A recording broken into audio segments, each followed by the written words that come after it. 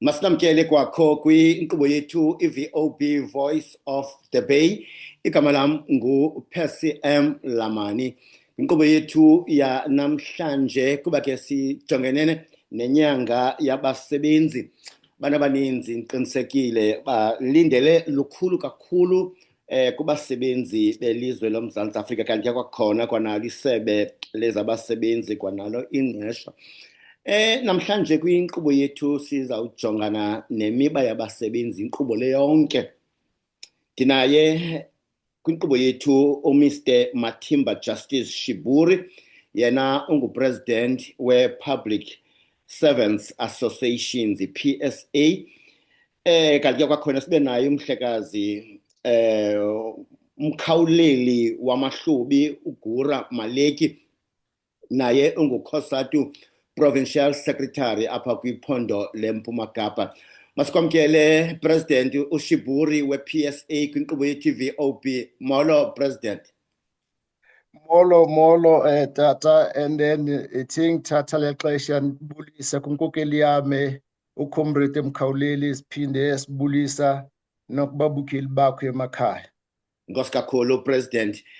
Nobhala wephondo kumbutho weKhosatu, masikwamkele nawe kule nyanga yabasebenzi kwihlabathi nje jikelele. Mhlekazi uGura Kamaleki. Andizibulisele kuwe msasazi, ndizibulisele kugxa wam lo uComrade Shiburi, ndizibulisele kubabukeli ekhaya.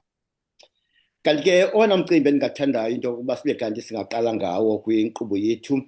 As we all know that on Wednesday this week, the Minister of Finance presented his third budget speech, where he excluded the issue of VAT. As we all know that this issue of VAT, there was a lot of talk around it. So he has decided not to include because of the pressure from other political parties. But surprisingly, the minister has included the transport fuel levy. We would like to know from you as workers, Mr. Gura Maleki, and you, Mr. President Justice Shiburi of PSA, what is your reaction around the issue of transport fuel levy that has been presented by the Minister of Finance on Wednesday afternoon? Let's start with you, Mr. Shiburi. I think phinde bonke nakuthi kuwe ubut Percy and then bulise futhi. Indeed, we listen to the budget speech by the Honorable Minister, and I'm happy because listening to yourself, and then that's what we have been saying, that we will appreciate people like yourselves in the platforms that you're occupying to join us in educating our nation and our people about what's happening, so that there should not be a misinformation or distortion. Because at the moment, there is a very big lack of accountability on the side of the employer or government, and the nation is mum about it because they don't know what is it that they need to say, where their voices is coming. Coming to your question in particular, you even coined it well yourself, hence I had to commend you for the good work that you are doing, to say surprisingly. So what they are doing to us is like you are saying, we are no longer going to use the fire lighter, but we're going to use the matches. We see no difference there. When you look at the impact that the fuel levy has, it is going to affect deeply and plunge the poor of the poorest into a very big hole of a debt that it will be very difficult to come out. To talk about fuel levy, everything that needs to move inside the country, whether it is that daily consumable product that we use at our household, it has to affect the issue of a fuel increment, because the producers, when they get the goods from they get the goods across to the retail stores so that it can eventually reach the consumers. you find that they factor in the issue of fuel. And when they factor in that, it gives rise to everything. So even if those that they said there was some food that there was zero budgeted during that time, you find that it's not cushioning at all. Instead, it is going up and up. And then we strongly condemn government on that because we are saying there are a lot of low-hanging fruits which the government can look at. If we are to ask me, Budpesi, you ask yourself, what is it that the SARS with the government are doing in terms of following money that has been shuffled out through those illicit financial flows? We know about such things. We're not hearing anything. Me and you and Comrade Mkauleli will agree with me that you look at the economy of the country, you have got 10% of the country's population in charge of 97% of the country's wealth. And you tell me, where on earth have you seen such an inequality? And then how do we then address it going forward? Because the government was supposed to be creating that environment that would be conducive, but instead they look out and they chose to look other way. One of the other things we are saying, with this, how are you going to address the challenge that we're having in the health sector, where we know that we have got a lack of professionals? We welcome the idea that they are saying they are going to employ doctors, but are the doctors the only professionals or only workers that are required in the health sector? You have got a high shortage of nurses, you have got a high shortage of porters, even the general workers themselves. And then if you are to employ or fill those positions, because majority of those positions, Budpesi, we're not talking about the new jobs, of which it's also a worrying factor because we'll also get to that at the later stage. You understand? At the moment, we are saying, when you look at the organogram of the country as it is, of those departments of the government, you will find thousands and thousands unfilled funded posts. And hear me out, unfilled, but they are funded. Okay, let's invite in this discussion COSATU Provincial Secretary, Mr. Gora Maleki. Mr. Gora Maleki, as COSATU, what is your reaction? Well, COSATU from its inception, I must say, has been championing the cause of the workers, the working class broadly, not only those that are in the workplaces, but broadly the working class. You'd remember the inception of the GST, the General Sales Tax, the predecessor to the very aggressive or very atrocious tax called value-added tax. And the workers were at the center of those struggles and those battles. The change from VAT to the fuel levy, anything that is going to do with the rise of fuel would have impact on the end user, because goods are transported, people are being transported, everything is being transported around. And whenever such is happening, the end user would be on the receiving end of what is happening in that regard. The biggest challenge with that is that when you look at those that are in the lower ranks of ranks of the work, the very vulnerable, how much they take home, how much impact is that going to have on them? It is going to be expensive for them to go to work what they would be getting from work. This is the situation that happens with those that are employed by the labor brokers, for example. When you look at them, they borrow money from their neighbors to get to work with the intention of paying back their neighbors. But for sure, you would hear the neighbors asking, what do they do with the money? Because they always come to ask for money, borrow money, but they are not paying back the money. The reason for them not to pay back the money is because they cannot afford to pay back the money they get from those around, because of the less money they get from where. Now, this is gonna create a challenge insofar as the other jobs that may be there. Because when people get money, they use the money. And when the money circulates, the money creates other jobs. But when the money goes to government and the money does not go to the private sector, such jobs are not created in the manner that they should. My fellow comrade took it further.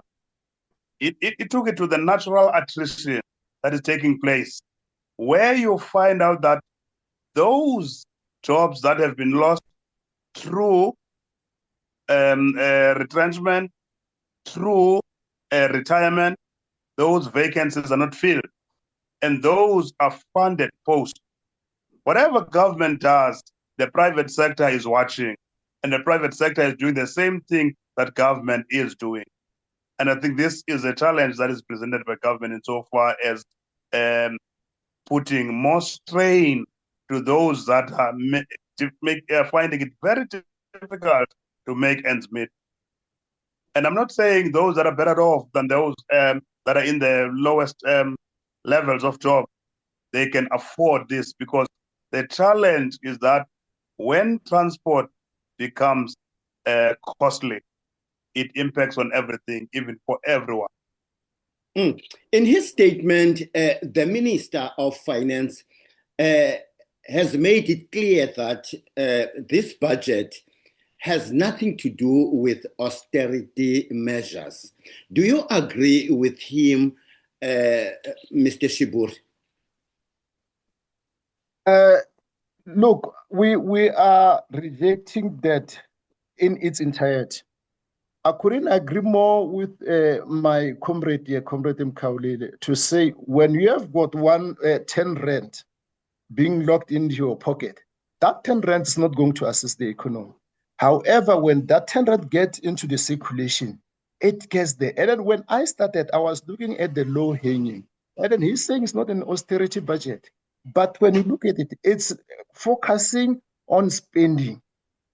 We hear the little in terms of the infrastructure. We hear the little on, and then we also worried when you look at the health factor of our society. You look at the health sector in itself. Health sector is in shambles. You have got people who are willing to say, here we are, because we know as a state you are incapacitated, we are willing to offer our assistance to you, capacitate that in a form of community health workers. When you listen, Minister missed an opportunity to address that issue. And then that issue could have assisted big time, because these are the people that are dealing with the health. And then we know that on that, honestly speaking, we have got a big problem when it comes to our health. And you have got people who are supposed to assist. You are not taking anything in terms of addressing that, but you are focusing on cutting the expenses, He rightfully said, when you cut those expenses, we have got an ongoing debt on those international market, of which some of us, we don't know what for, if we are to put it that way. We know that GPEF has been to the ESCOM trying to have the country putting the lights on, but we know that load shedding is the order of the day. When we go by a day without the load shedding, we feel, wow, God, as if it's something that it's not expected, something that it's amazing. And then it cannot be correct. The sooner the minister is willing to engage with labor, the better. I started, and I'm happy because even Comrade Mkhawulile was going on there to say, we are not at this stage looking at the other jobs. We are saying, where am I going with that? When you look at the current establishment, I can take example of police force. Police force, by the year 2010, 2011, they were sitting at what number? I just want to give you the correct number so that we should not be misleading the nation. If you give me a minute, I was making some notes here. They were sitting at the number of 154,000. Now they are sitting at 150,000. But the narrative created out there is that the police force, they are staying at 180,000. but it's not everyone who's on the police. You're also including the office, the staff, people. The actual number is 150,000. You then say, looking at that number of police, which was servicing about 50 million public servants by then, now we are sitting at 63 million. The number has shrinked. What is it that we are saying? Security is an issue. Right now, we know that the clinics can no longer operate 24/7. Why? Because of the security issues. We know that the nurses get raped.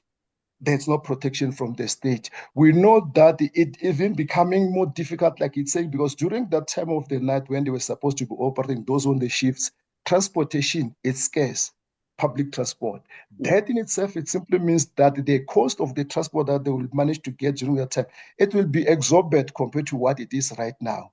And the very cost is taking from the little that the poor employee got in terms of their salary increment that we received the last of 5.5%, of which when you are to marry it with the government employee medical scheme rise of 13 to 20%, depending on individual, which is a government owned yet. And then you ask yourself, how do we then balance the numbers moving forward?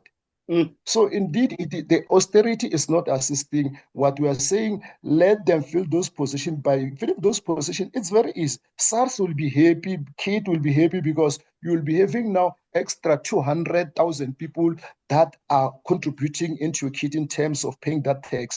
And that money that you can get, it can also then you say, let's go back to the drawing board. As a country coming to power 1994, we were focusing on 30 to 40 million public servants. My apology, the population of the country. Then to address that, we needed to have this number of headcounts was, well, I suppose it might find that was taken to the ratio of 1:150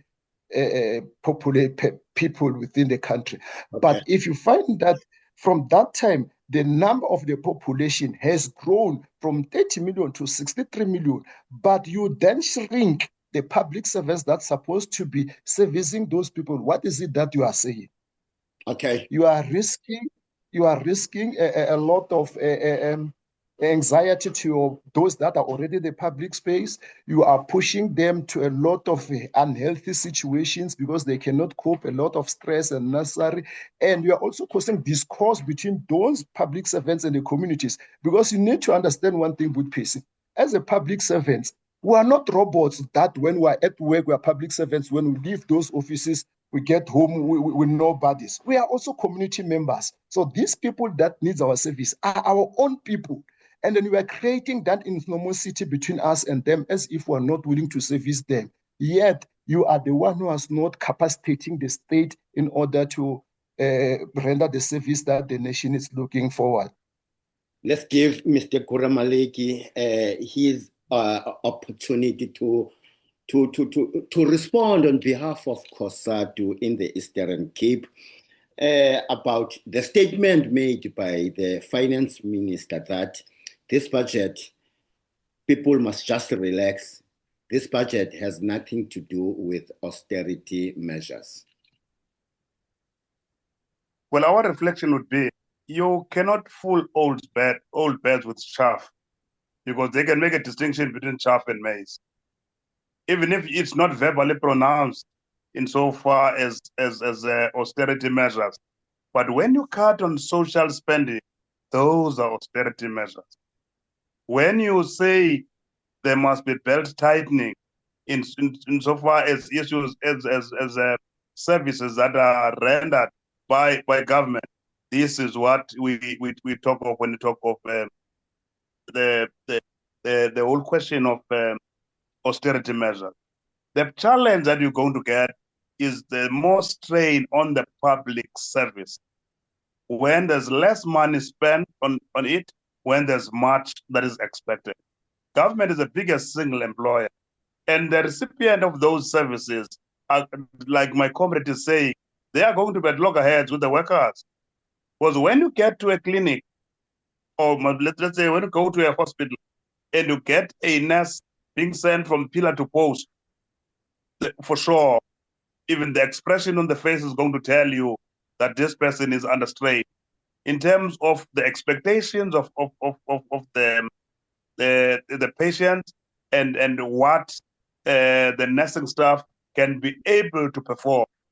There would be a disparity there, and such a disparity will be attributed to the workers, that the workers are lazy, when workers are shortchanged, and that becomes a problem.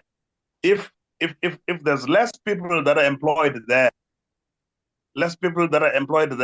it means therefore they are unable to support families. And if they are unable to support families, you plunge people into a bigger pool of unemployed. And unemployed is characterized by poverty, is characterized by hunger. And this is going to put strain also on the monies that are used for grants. Because whenever people are not employed, they are going to get the 350 and the other grants that are there. They would rely on such, and it becomes a problem that we are becoming more of people that are depending on social grants, and it is unsustainable that people are going to lead their lives through social grants. People have got hopes, people have got dreams, and all the stuff. And a ticking time bomb is that of the unemployed youth. Because when you look at that social spending that is decreasing there, and you look at the situation of the unemployed, you link the two, because jobs should have been created, particularly in the public sector, so that when jobs are created in the public sector, the private sector would as well boom, because they would spend, they would buy, and when they have buying power, they increase the other job opportunities for other people to go and do their work. And it's difficult when there's no clear plan of creating jobs, because it means we are going to sit with a big challenge that we are facing at this point in time. Very interesting comments from the leaders of the labor unions. But education and health funding slashed while fuel levy increased. I was listening to some of the reactions. The Democratic Alliance says the budget they support the budget, the Democratic Alliance. What is your response to the approval of the Democratic Alliance to this budget of Minister Enoch Godongwana? Butpesi, surely you will understand where DA is coming from, the formation, who do they represent, constituency, stuff like that. I, for one, am not a politician, and I think that should be made clear. Perhaps it's something that one could have put as not a disclaimer per se. Perhaps one should have highlighted earlier on, just I'm a public servant, and as such I'm a unionist and an activist, so I'm not a politician.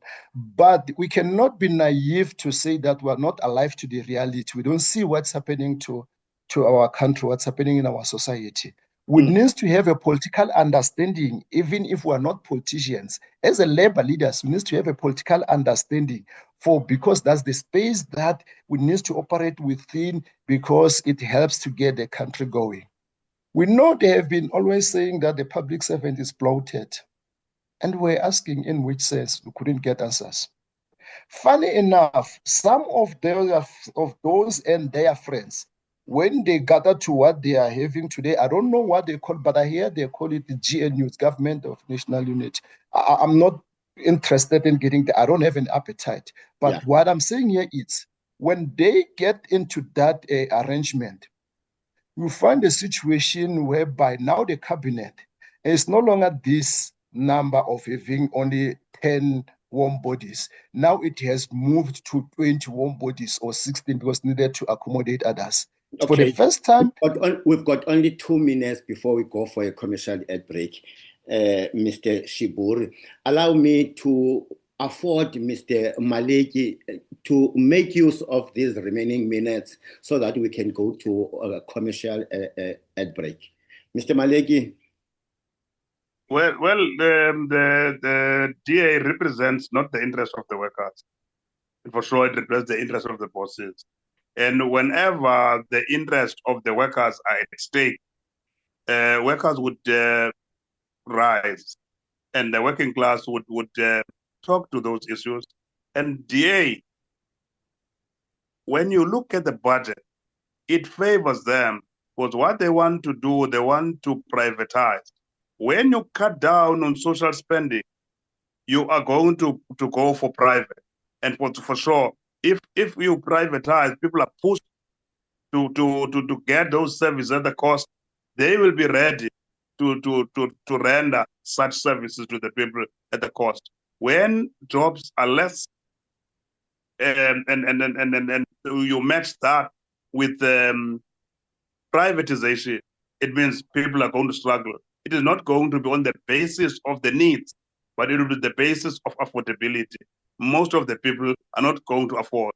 And in the abundance of water, the pool is going to be thirsty. This is a challenge that is going to face us. We'll just take a pause for now and go for a commercial ad break soon. As soon as we come back, we will continue with our show and talk more around the issues that are affecting the workers in our country. Let's go for a commercial ad break.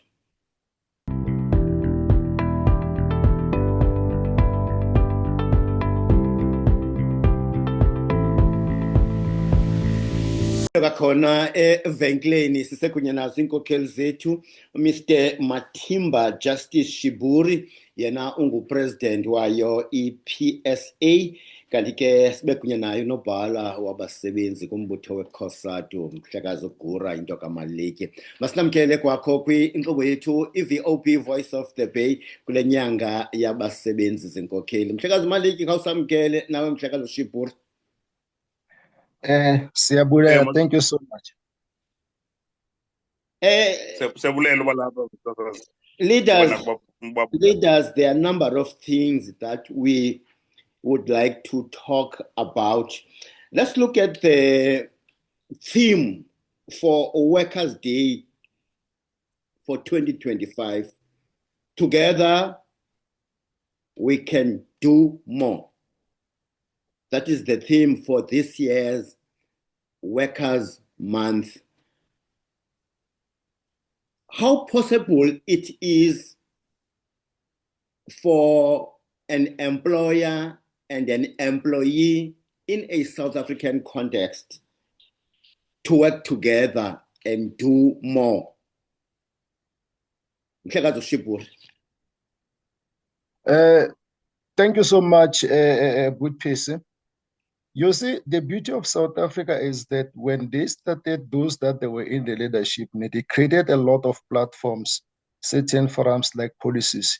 You have got an institution like NEDLAC. That's where we get the voice there.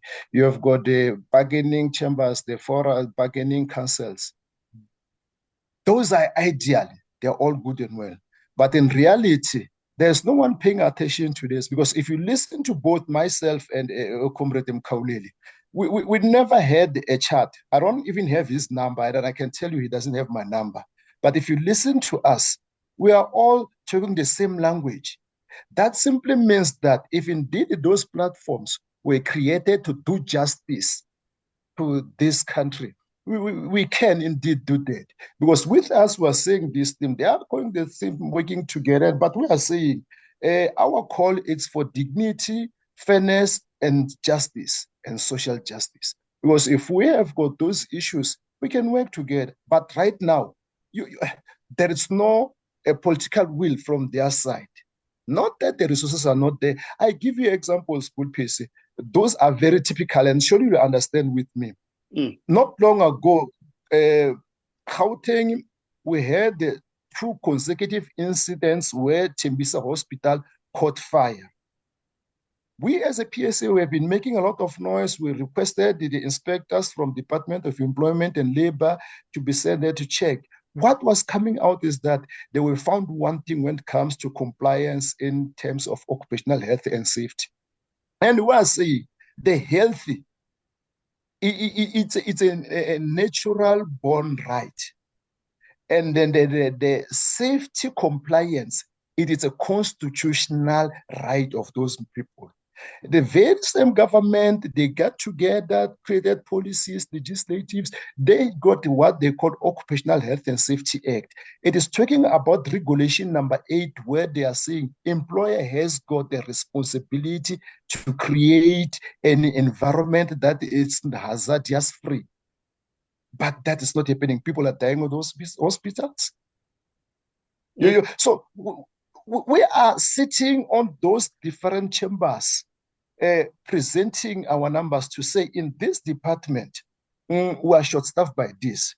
Quickly, if I can zoom to some of the studies that were conducted, I recall 2 studies. One was conducted by Ernst & Young, commissioned by the Department of Employment and Labor. It came out to say that when they look at the number of inspectorate or the head warm bodies of the inspectors, that needs to make it a point that the working conditions where we are working, they are hazardous free.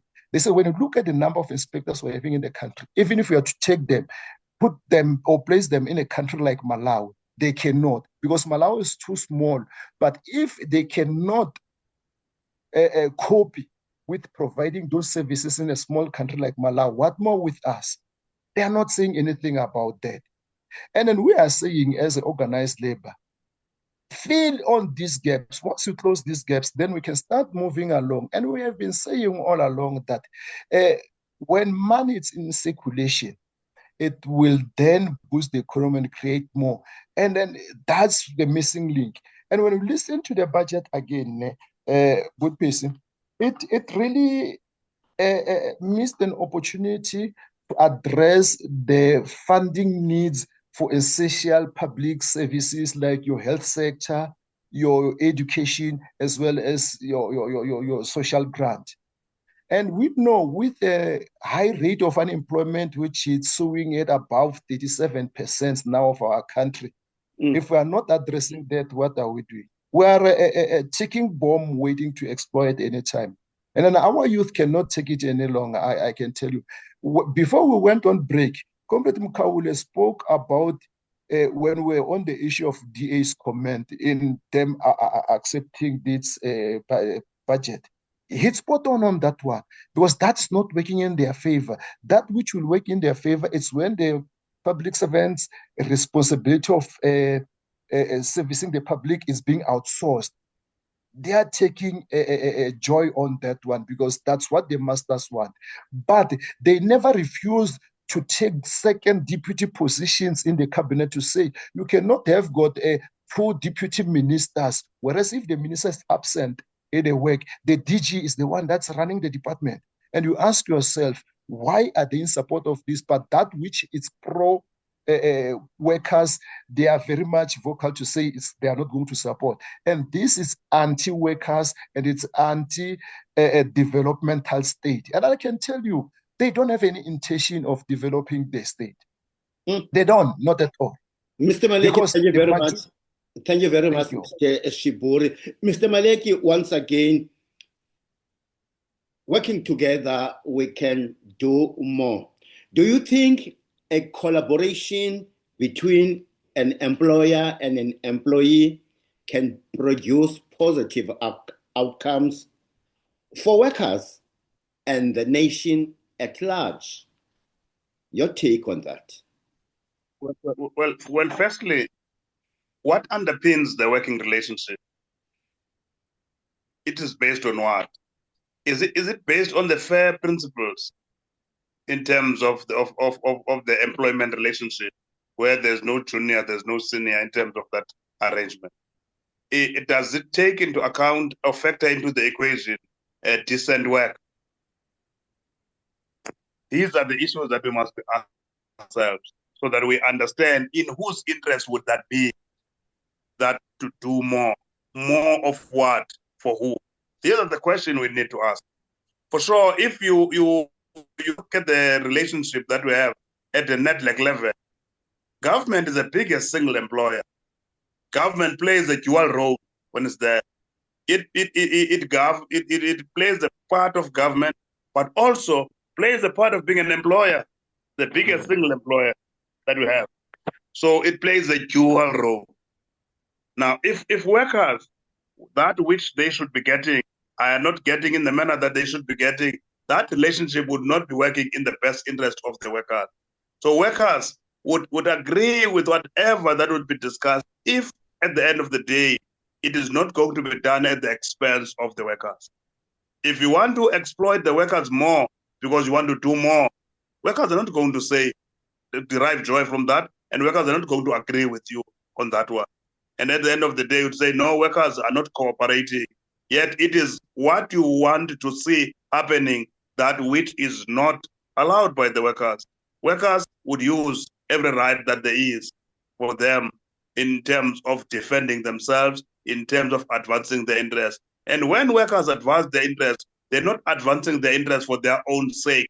They address their interests in terms of the working class interests. For example, if you look at the industry minimums in whatever sector you go, those are negotiated for by the trade unions. Even if people have a particular attitude to trade unions, but trade unions, they do that for whoever. That is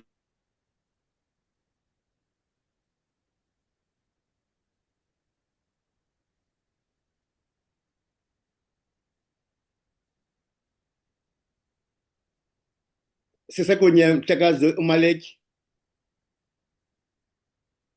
Okay. Makhabe sombambo Mhlekazi uGura into kaMaleki. Do you want to add more? That is to be employed. Those are still roaming up and down the streets. Those are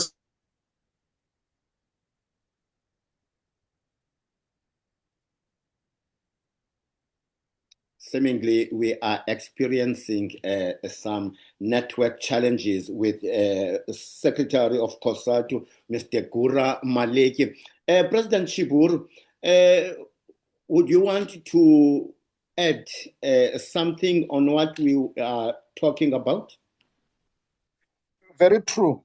Earlier on, Budpesi, you'll recall when you spoke about the theme, I said from our side, for as long as it doesn't address the issue of dignity of those workers, it does not talk to the issue of fairness, doesn't talk to the issue of justice at those places, it can never be correct that it is something that we will be promoting and we say we're happy about. But if it addresses these areas, I'll tell you that we are. But at the moment, it is not. The government is too economical with the truth, and that's very worrying. It's very worrying because as a citizens, we have already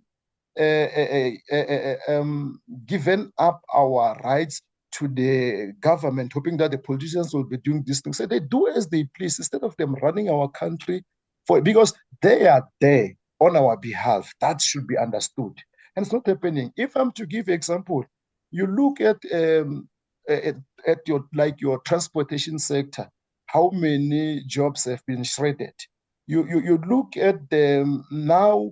Earlier on, I spoke about the police, that the number is not there policing, but you look at the mushrooming of the private security sector. To close that gap, so security is taken. And then we are saying, if we are not careful, very soon, like what Comrade Mhlaulu was saying, everything will be outsourced. The next thing you find that everything has been privatized. You check right now, you take an example in even some of the entities. If you are to look at the National Lottery Commissions, there are a lot of consultants there. And I was saying, I won't be shocked anymore, even if I'm to wake up tomorrow to learn that they've hired a consultant to help the tea lady on how to make a tea, which does not even need any academic qualifications. We are seeing those kind of things, and then we're saying at what expense? At the expense of the developmental state of our country, at the expense of the poor working class. Because those consultants, they come there to withdraw those big checks, they don't do anything, they end up frustrating the workers more. Okay. We move on. We look at police. there has been a cut of, I don't know what number.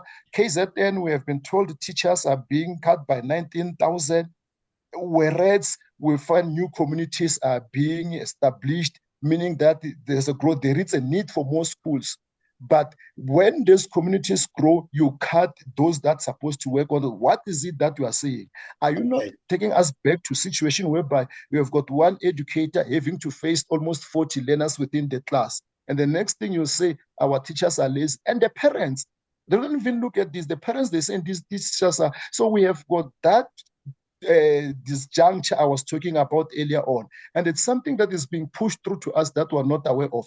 And hence we say, we applaud you for the work that you're doing to get the message across, educating our nation by, because of this kind of a communication, surely our communities will come to the senses. And in one of the good days, I will be happy to hear that we're going in a campaign of saying, bring the dignity of our country back. How do you do that? We cannot sit in a country where we have got a youth sitting at a percentage of almost 70% unemployed. Wow. Where is the future of this country? Okay, let's leave it there, President Ushiburu of PSA. Let's once again afford the Provincial Secretary of COSATU, Mr. Gurra Maleki. Welcome once again, Secretary. Well, thanks. As I was saying, that when you deal with the situation as it presents itself, the relation workers in their nature are the builders of the economy. The society hopes are carried by the workers in terms of the economy. They should not get a raw deal out of whatever happens in the work environment. They must get a better deal so that they are encouraged to do the work that they do, so that more jobs are being created. The automation is a big challenge. You say, together we can do more. But we introduce technology, advanced technology. You don't reskill other people that have been employed. You don't take care of them.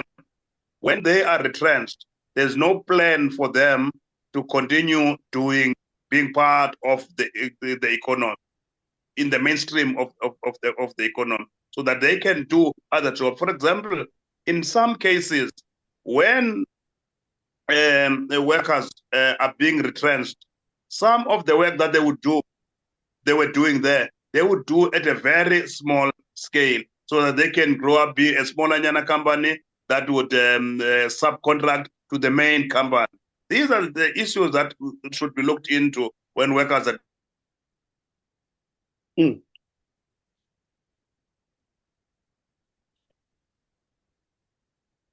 Are you still with us, Mr. Gurra Maleki? Seemingly, once again, Mr. Gurra Maleki is experiencing some network challenges. Let's carry on, President, Mr. Shiburi. Mr. Shiburi, just before we wrap it up, let's talk about the visit of President Cyril Ramaphosa and his delegation to United States.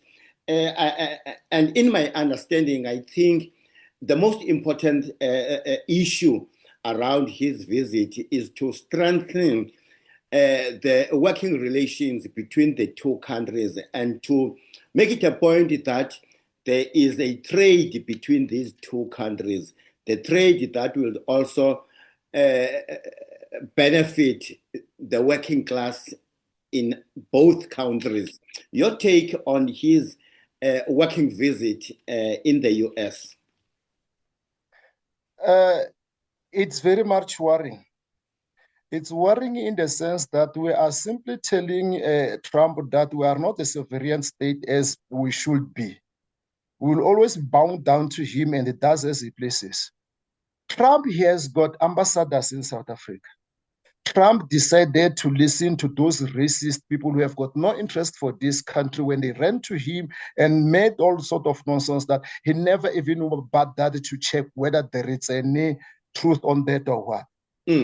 Trump decided to give those people we know that he has granted them citizenship or whatever they call it, but we're not told war-torn countries like your Sudan, your DRC, Congo, when they request for such, they are not provided. Why? Because of the color of the skin.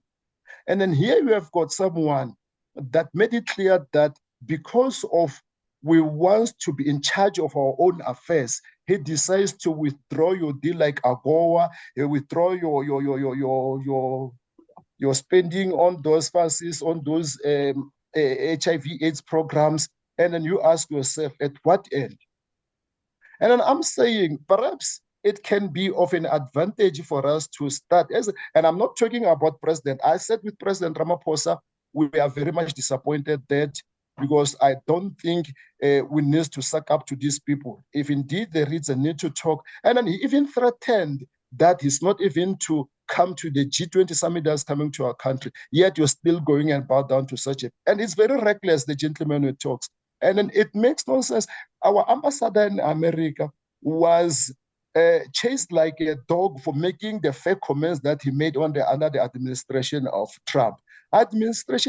Trump, it's a racist and an autocrat, and then if we're not carefully, we are then now taking South Africa back to the colonization, which we're saying we're out of colonization in terms of politically affairs, but there is a lot that still needs to be done for the dignity of the citizens of these people, for the fairness at the workplaces, for the justice of this country. But if we still suck up to people like Traps, we're not going to achieve that. Press for the last. Let's welcome for the last time because we've got only 4 minutes left. Once again, Secretary siyakwamkela kwakho Comrade uMaleki. Mr. Maleki, we've got only 4 minutes. Please continue with your presentation. And another thing that I would like you to respond on is the issue of Pretoria visiting Washington. As COSATU, what is your response?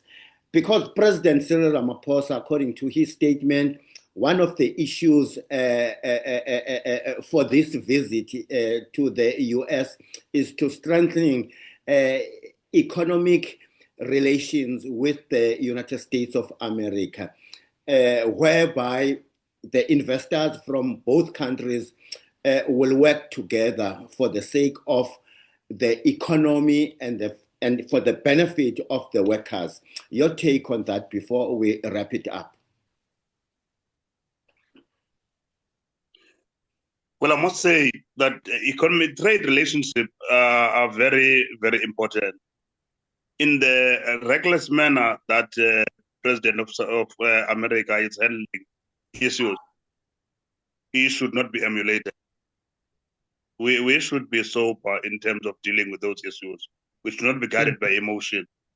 If we are to be guided by emotions,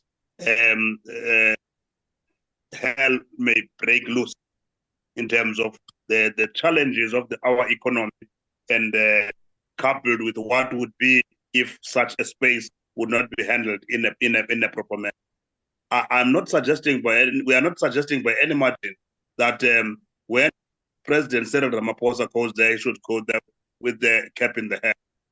He should be able to engage robustly, but make that president understand that these relations, how he does things, that the big brother syndrome is not a manner of doing things. It's not the best way of handling